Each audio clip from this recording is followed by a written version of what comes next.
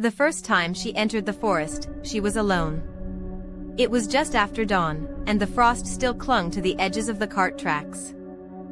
The village behind her had been silent, as it always was in winter. Smoke drifted slowly from the chimneys, too thin to give warmth, more a sign of habit than comfort. She'd taken the path past the mill, past the frozen well where the rope creaked softly in the wind, and kept walking until the trees closed around her. Her mother had told her never to go past the blackthorn bushes. That was where the old forest began, older than the village, older than the church with its leaning bell tower. But she had a basket to fill, and the mushrooms grew thickest in the damp hollows beyond the blackthorn. She told herself she would only be gone an hour. The air changed almost immediately. It was warmer somehow, though no sun reached the forest floor. The smell was heavy, damp moss, wet bark, and something faintly sweet, like fruit left too long in a cellar. Her boots sank into the soft earth, and the quiet was so complete that the sound of her own breathing seemed strange to her. She picked quickly at first, finding the pale caps among the leaves, brushing the dirt from their stems. But then she noticed that the light never seemed to change, no matter how far she went. The trees were all the same, tall, straight, their bark smooth and dark, their roots twisting in and out of the ground like veins. And then she began to hear it. It wasn't a bird, or the crack of a twig. It was something softer. A sound like someone brushing fabric, slowly, over and over. She froze, listening. It came from behind her, but when she turned, there was only the narrow path, empty. She walked faster after that, clutching the basket tightly. But every few minutes, the sound returned, sometimes closer, sometimes farther, like it was keeping pace but not in any hurry. Once, she thought she saw the edge of a skirt just beyond the trees, dark against the shadows. By the time she reached the blackthorn again, the frost had melted from the path. Her basket was full, and the village looked exactly as she had left it. She told no one where she had been.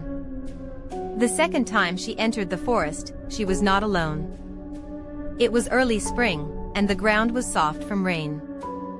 A boy from the next hamlet had asked her to show him where the good mushrooms grew. He was cheerful, talking constantly, his voice bright in the still air. She laughed a little, though her eyes stayed on the path. Past the blackthorn, the air felt the same as before, warm and still, carrying that faint sweetness. But this time, the quiet didn't feel empty.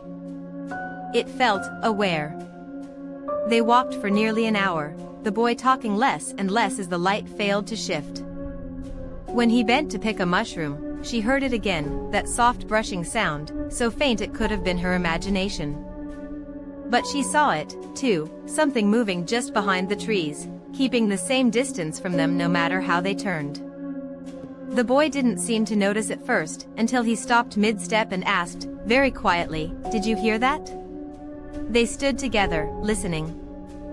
The sound was closer now, and slower, like whoever, whatever, was making it had no need to hurry. A long pull of fabric against bark. She told him they should go back, but when they turned, the path seemed different. Wider, maybe, or narrower. She couldn't tell. The blackthorn should have been visible in the distance, but there was only more forest, identical in every direction. The boy began to walk faster, muttering to himself. She kept close behind him, glancing over her shoulder again and again. Each time, she thought she saw a figure just beyond the reach of the light, never fully visible, always facing them. When they finally stumbled onto the cart track, the sun was low, as though hours had passed in a moment. The boy didn't speak to her on the walk back. He didn't look at her at all. That night, she woke to the sound of fabric brushing against her door. It came every few nights after that. Always faint, always slow. She stopped going near the forest. The boy moved away to live with an uncle in the city. People said he had fallen ill, though no one saw him after he left. Sometimes, when she walked to the well, she thought she saw the edge of a skirt slip behind the church. In summer, she noticed the blackthorn grew thicker, as if it wanted to hide the entrance to the forest altogether. Years later, when her hands had grown stiff with age, she heard a knock at her door just before dawn. When she opened it, the air smelled of damp moss and that faint, rotting sweetness. On the step was a small woven basket, filled with pale mushrooms, each brushed perfectly clean.